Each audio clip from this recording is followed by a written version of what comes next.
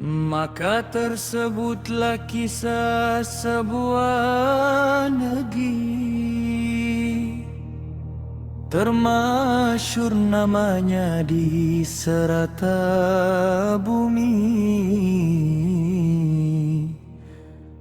Pelabuhan agung tinggi berdiri,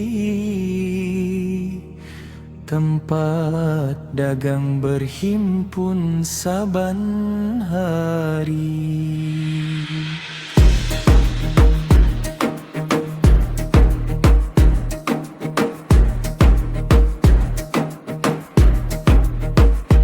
Dari bukit Siguntang asal bermula, turunlah waris berdaulat mulia, membuka negeri di pesisir muara, lalu dinamakan Melaka Perkasa. Maka datanglah segala bangsa, Arab, Keling, Cina dan Jawa, membawa sutera emas berniaga di bawah lindungan tahta raja.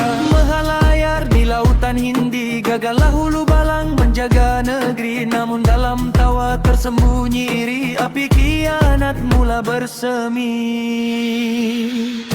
Wahai Melaka kota cahaya, namamu harum sepanjang masa, namun jatuhmu dek angkara, fitnah manusia tak makan kuasa. Tangis rakyat membelah malam, tatkala meriam mula berdentam, daulat bangsa mula tenggelam, di bumi sendiri menjadi suram.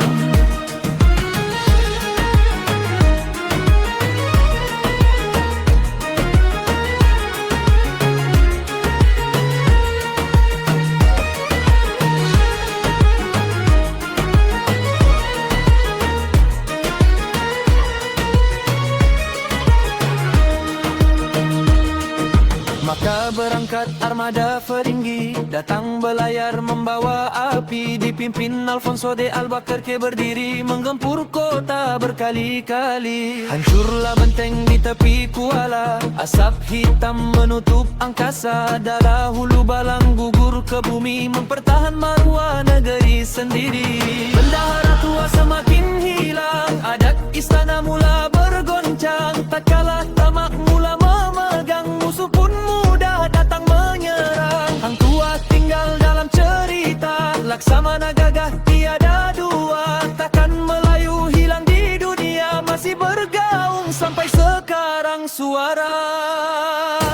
Wahai Melaka kota cahaya, namamu harum sepanjang masa, namun jatuhmu dek angkara, fitnah manusia tak makan kuasa. Tangis rakyat membelah malam, tatkala meriam mula berdendam, daulat bangsa mula tenggelam, di bumi sendiri menjadi suram. Wahai Melaka kota cahaya, namamu harum sepanjang masa, namun jatuhmu dek angkara, fitnah manusia tak makan kuasa.